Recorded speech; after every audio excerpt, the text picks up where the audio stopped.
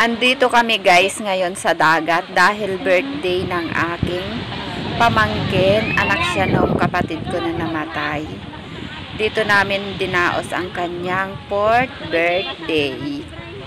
Ayan ang mga mother ng Upper Bungol. Nagbabantay sila sa kanilang mga chikiting na nandun naliligo sa tabi ng dagat. Kasi malakas guys ang alon, kaya binabantayan nila ang kanilang mga anak.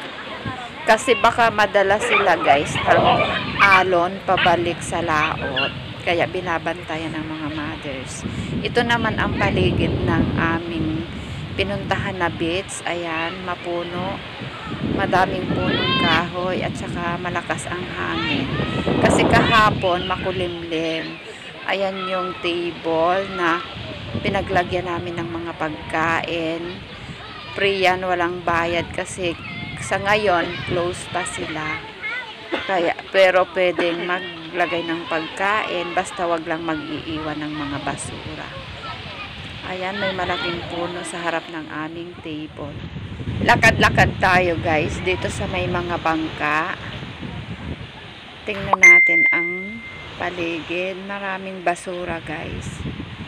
Ang daming mga bangkang dimotor. Hindi sila ngayon makapaglaot kasi malakas ang dagat. Kaya nakapundo sila. Ayan, may mga basura. Ayan ang alon. Sobrang lakas. Ayan, nagbubula-bula. Nagbababos.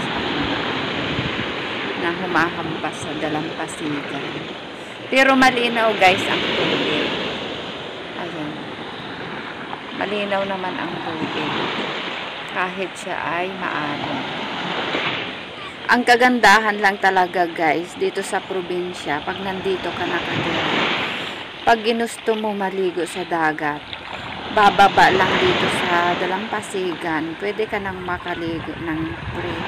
Pero sa Lipa, hindi kami makakaligo ng free. Malayo ang mga beach doon. Kaya gustong-gusto ko rin dito na mag-stay kasi pag iibig kami maligo, bababa lang kami dito sa dalampasigan. Ayan o. Nakakatuwa lang guys ang mga alon. Kasi yung sound niya guys, para siyang nakaka-relax ng nakakawala ng stress. Kaya makinig muna tayo ng sound ng mga alon. Yan, panoorin natin ang bawat hampas sa dalampasigan at i-relax nyo ang inyong mga utak. Hanggang dito na lang guys ang aking maikli na video at sana yung mga hindi pa nakaka-subscribe, mag-subscribe